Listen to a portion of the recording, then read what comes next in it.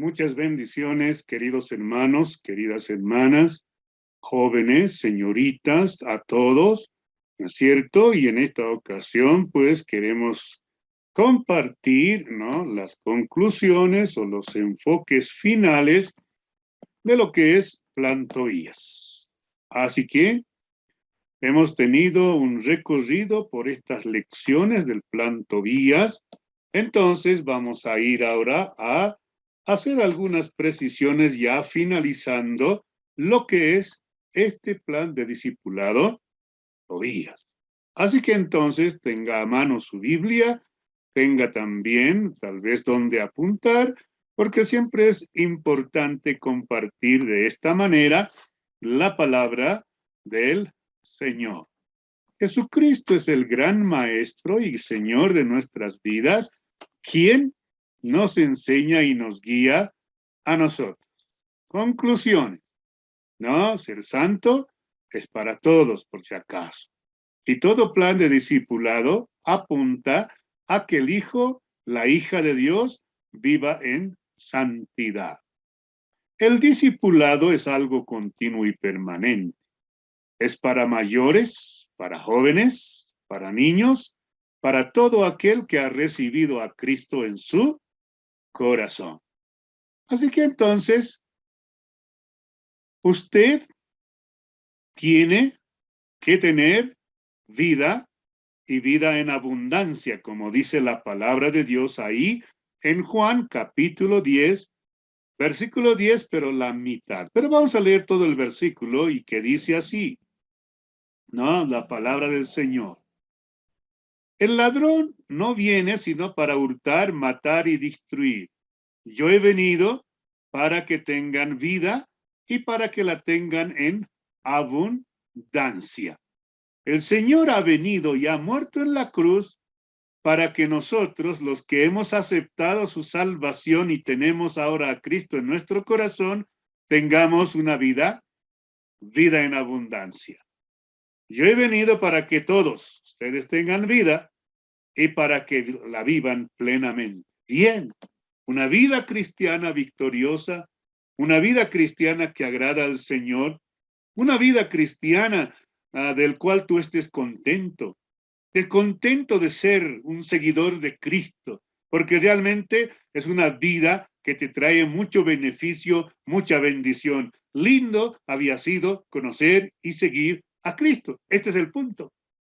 Esa es la vida cristiana normal. Eso es lo que quiere que Cristo suceda en cada uno de nosotros.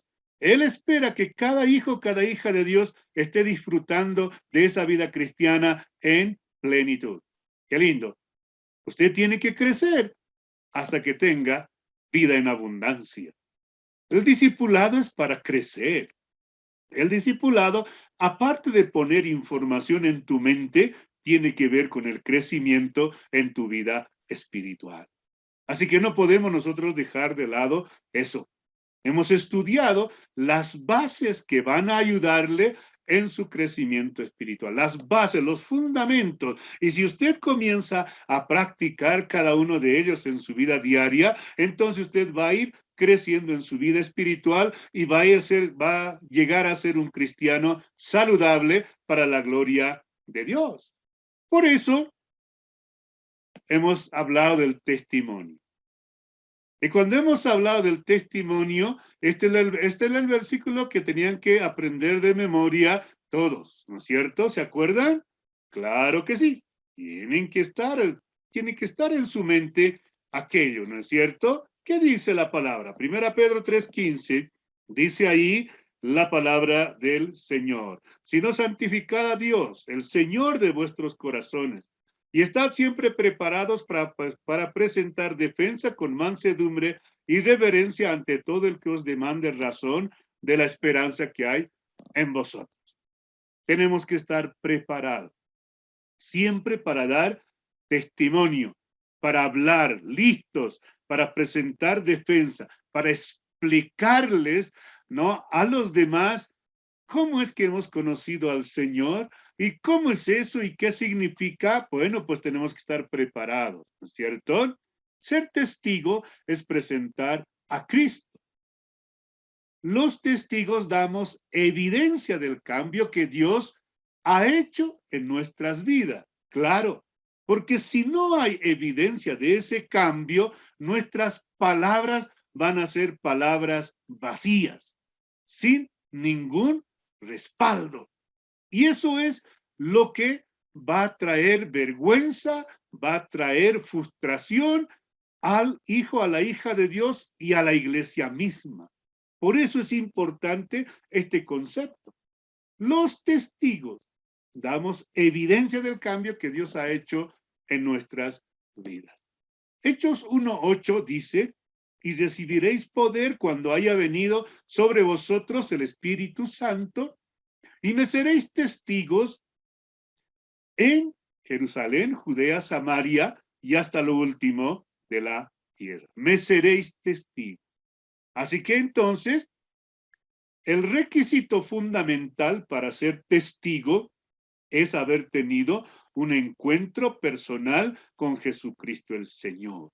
Dicho de otra manera, el requisito fundamental es haber nacido de nuevo, es haber aceptado a Cristo como nuestro Salvador. Así que cada nuevo creyente se convierte en un testigo poderoso de Cristo.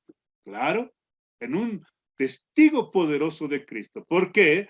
Porque hay el cambio, porque él se ha encontrado con el Señor, sabe lo que es ser perdonado, entonces él conoce de primera mano el perdón, la paz que Dios da cuando uno se arrepiente y confía en el Señor. Y por tanto, siempre va a ser un hombre o una mujer de oración, porque conoce el valor de la oración, porque cuando él ha aceptado a Cristo, ha tenido que orar y ha tenido que entregarse al Señor.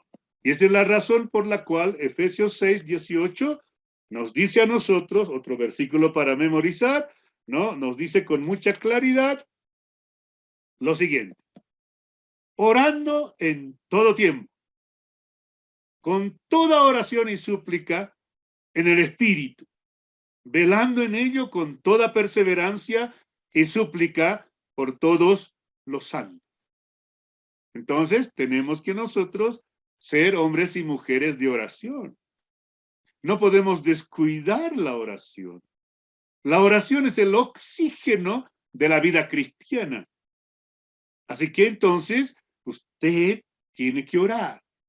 Tiene que orar, tiene que orar y tiene que orar. No puede dejar la oración. Así que, además, usted es resultado de la oración. Alguien ha orado por usted. Probablemente no lo sabía, pero así es como ha venido sucediendo siempre en la iglesia del Señor. La oración es un diálogo con Dios. Usted habla con Dios y usted no puede vivir sin hablar. Y el cristiano no puede vivir sin hablar con Dios y tiene que hablar con Dios siempre. Requisitos de la oración que agrada al Señor.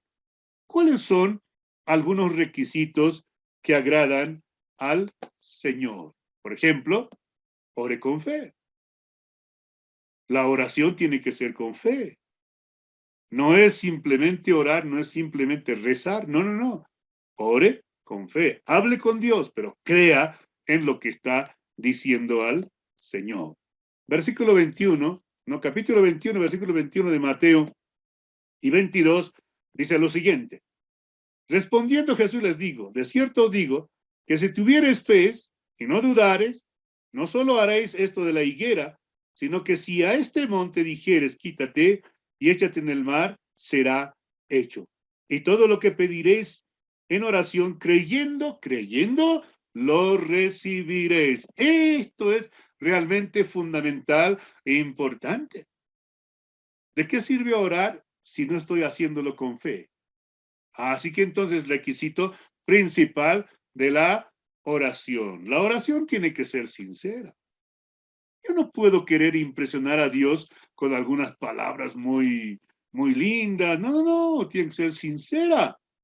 Por eso dice en Mateo 6:9, la palabra vosotros, pues oraréis así.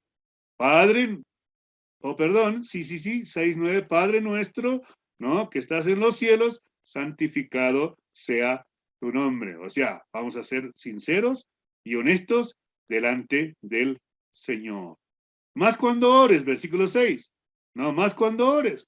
Entra en tu aposento, cerrada la puerta, y a tu Padre que está en lo secreto, y tu Padre que ve en lo secreto te recompensará en público. Cuando ores, no seas como los hipócritas, no hagas vanas repeticiones. Tiene que ser sincera la oración que le hacemos al Señor nosotros.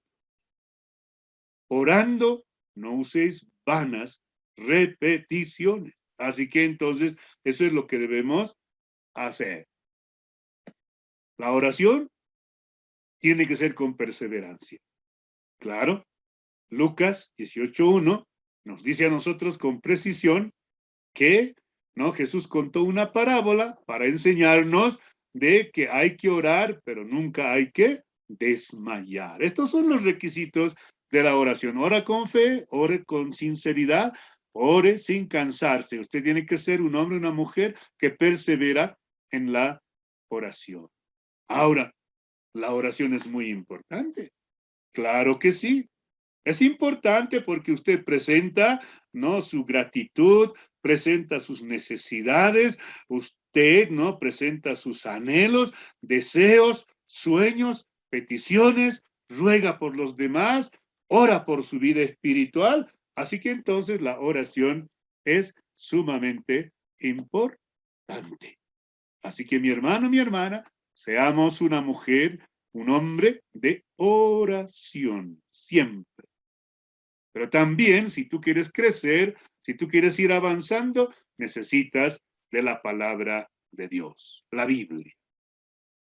Tu Biblia tiene que ser el alimento, ¿no? ¿Por qué? Porque ella tiene la palabra de Dios y es la palabra de Dios también, ¿no? Contiene la palabra de Dios y es la palabra de Dios. Y bueno, primera Pedro, capítulo 2, versículo 2, otro versículo para memorizar, ¿no es cierto? Entonces, dice lo siguiente. Ahí, con precisión y claridad, dice, vosotros, sí, desead como niños recién nacidos la leche espiritual no adulterada para que por ella crezcáis para salvación. Desead como niños recién nacidos la leche espiritual no adulterada para que por ella crezcáis para salvación. Ok. El crecimiento depende de la calidad de su alimentación.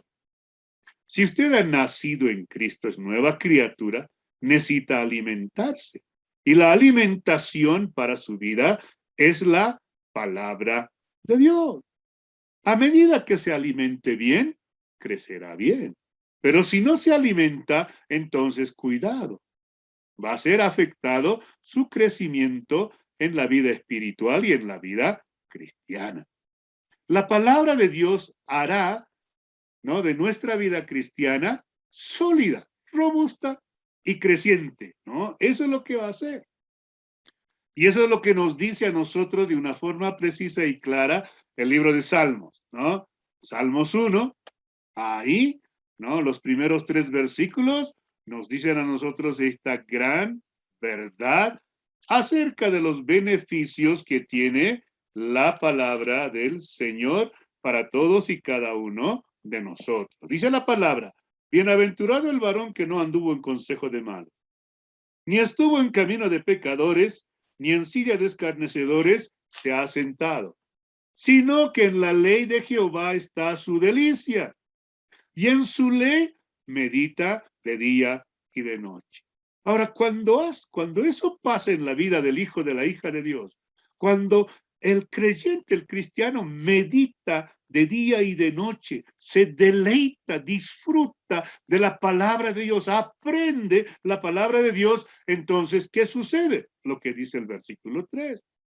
Será como árbol plantado junto a corrientes de agua, que da su fruto en su tiempo y su hoja no cae y todo lo que hace prosperará. Ser un cristiano sólido, robusto y creciente. saludable, firme, va a estar en el camino del Señor. Así que no podemos descuidar nuestro alimento, que es la palabra de Dios. Tenemos que leerlo, importante. Tenemos que obedecerlo, importante. Y ponerlo en práctica. Sin estas cosas, tampoco hay beneficio. Usted tiene que leer la palabra, tiene que entender la palabra. Cuando le enseñan, tiene que aprender. Cuando hay una prédica, usted tiene que aprender algo. No puede sencillamente decir que no ha aprendido nada. Y tiene que aplicar, tiene que obedecer, ponerla en práctica. Es así como va a ir creciendo y su vida va a ser moldeada por la palabra del Señor. Nuestra vida espiritual está en peligro si no nos alimentamos con la palabra de Dios. Así que hay muchos cristianos hoy en día que no crecen, no tienen vida victoriosa, a veces están viviendo en derrota porque básicamente no han tomado en serio la palabra de Dios. La iglesia. Es importante la iglesia. No es una opción, mis queridos hermanos, hermanas. No es que yo, si quiero, me congrego y si no, no es así. Tiene mucha importancia el asunto de la iglesia. Claro. ¿Por qué? Porque obviamente contribuye a mi crecimiento. Y por eso soy miembro, parte, ¿no?, de la iglesia del Señor. ¿Qué dice Primera Corintios capítulo 12, versículo 27? ¿Qué nos dice? Obviamente, toda esa sección habla de muchas cosas, pero el versículo 27 dice lo siguiente. Vosotros, pues, sois el cuerpo de Cristo y miembros cada uno en particular. Somos el cuerpo, parte del cuerpo de Cristo. Somos miembros del cuerpo de Cristo. A mí me encanta esa figura, ¿no?, del cuerpo de Cristo o del cuerpo que se compara con la iglesia. ¿Por qué? Porque en mi cuerpo, en su cuerpo, todos los miembros que conforman nuestro cuerpo son necesarios, importantes y tienen una función importante, cada uno de ellos. Claro que sí. Así que entonces, la iglesia es el grupo de personas que han aceptado a Cristo como su Salvador. Entonces, sáquese de la mente el asunto del edificio. El edificio, la capilla, el templo, casa de oración, todo lo que quieras. Pero la iglesia somos nosotros, las personas que hemos aceptado a Cristo el Señor. Somos la iglesia. Nosotros, usted y yo, hacemos la iglesia. Donde nos reunimos está la iglesia del Señor. Ahora, es el cuerpo de Cristo. Y esto nos da lecciones muy sobresalientes acerca de la iglesia, ¿no? Es el cuerpo de Cristo. A ver, vamos a Romanos, capítulo 12, leemos un par de versículos y luego hacemos las precisiones necesarias del que está hablando la palabra del Señor. Dice versículo 4 y 5.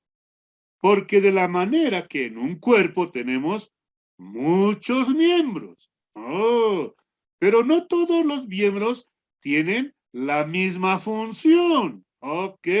Así que nosotros siendo muchos, somos un cuerpo en Cristo.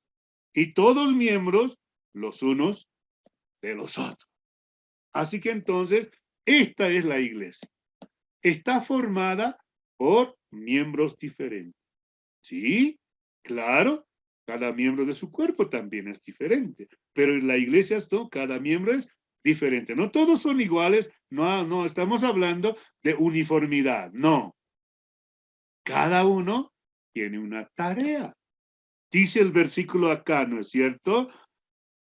Pero no todos los miembros tienen la misma función. No, cada uno tiene una diferente tarea que cumplir en el cuerpo de Cristo. Claro que sí, en la iglesia hay una dependencia mutua. El versículo 5 termina diciendo que somos un cuerpo en Cristo, todos miembros los unos de los otros. Nos necesitamos. Y por eso debemos apoyarnos, por eso debemos ayudarnos, por eso yo me preocupo por el otro y el otro se preocupa por mí. Eso es lo que es, ¿no? Que tiene que haber una dependencia mutua. Esa es la iglesia. Y es así como debemos marchar nosotros, ser solidarios, identificarnos con el necesitado, porque es mi hermano, es que es miembro del cuerpo, como yo soy miembro del cuerpo. Es interesante mirar estos aspectos, pero eso es lo que significa ser iglesia, ser cuerpo de Cristo, pertenecer a ese pueblo de redimidos para la gloria del Señor. Y ese pueblo, ese cuerpo de Cristo que es la iglesia, adora al Señor. Adora.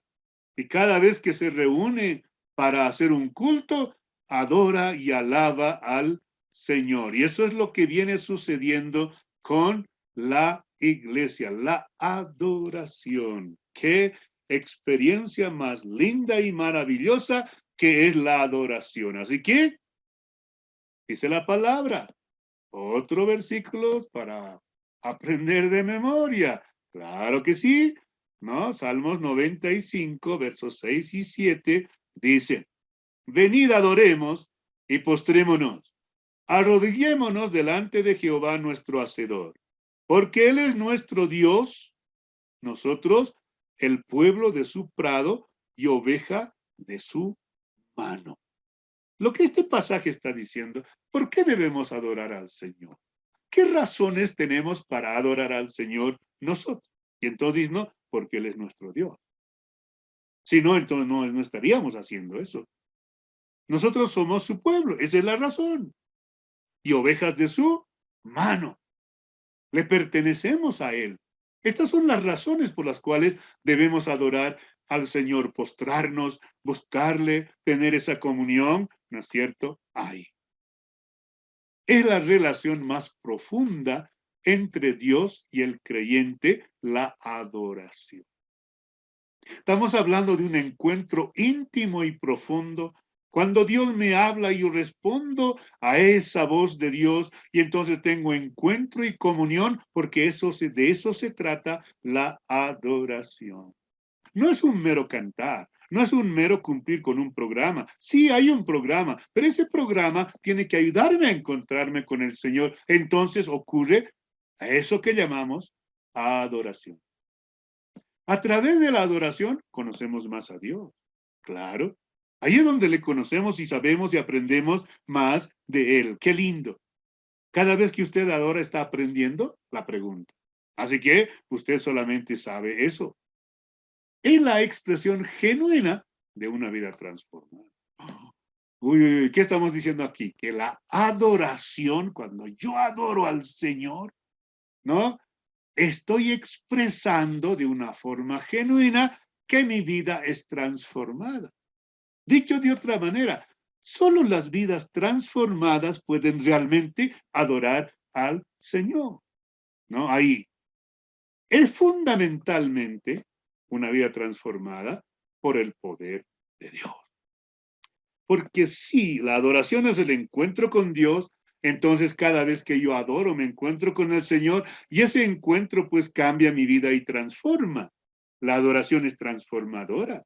La adoración no está para dejarlo así nomás a cualquiera que esté en alguna actitud pecaminosa o una vida que está en desobediencia. No, la adoración va a decir, no, esto hay que arreglar y así va a ser y entonces la vida va a ser transformada. Ahora, también la adoración siempre fue y es un estilo de vida.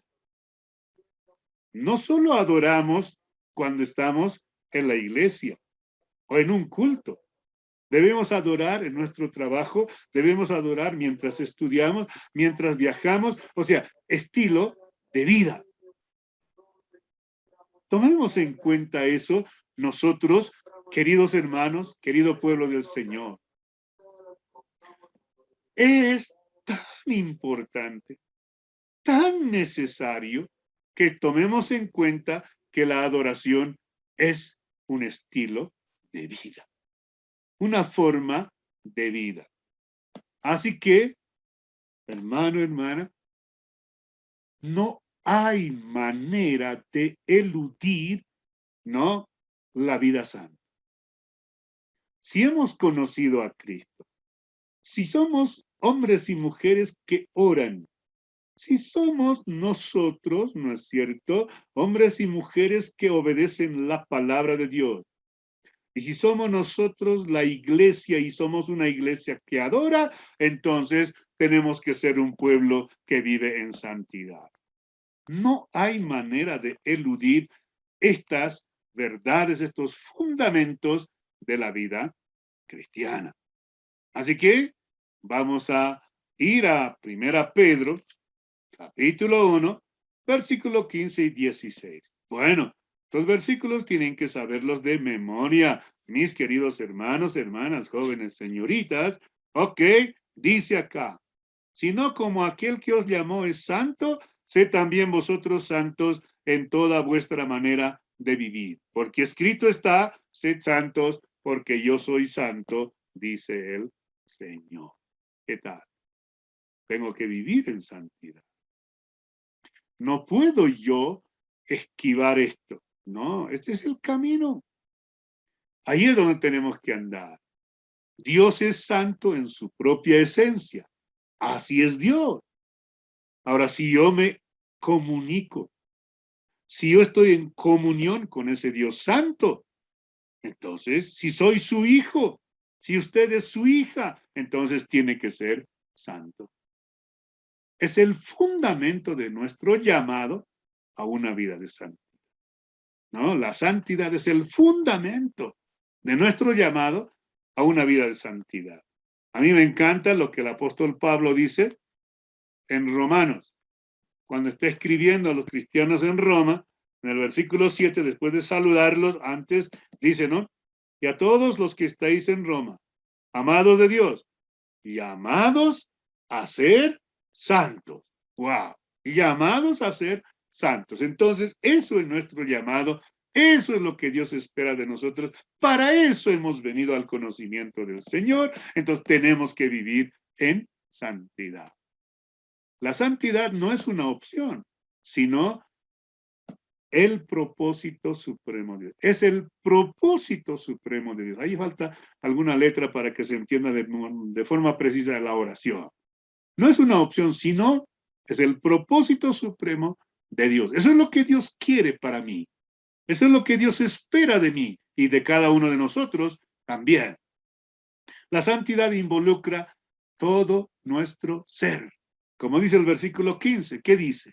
Sed santos en toda vuestra manera de vivir. No dicen algunas cosas, sino en todo. Cuanto somos como personas, tenemos que ser santos. Eso es lo que nos está diciendo. Está a nuestro alcance hoy. Si usted lo quiere, lo puede tener. Si usted lo anhela, lo buscará. Si usted necesita y se da cuenta de esa necesidad, entonces pedirá que Dios le conceda eso. Así que está a nuestro alcance. No es solo para algunos, es para todos. Es para todos. Una bendición que está para todos. Dios quiere que vivamos en santidad y es para todos. Claro que sí. Él nos ha llamado a una vida santa. ¿Por qué? Porque escrito está, sed santos, porque yo soy santo. Así que, mis hermanos, aprendimos las 6 bases para crecer en la nueva vida en Cristo.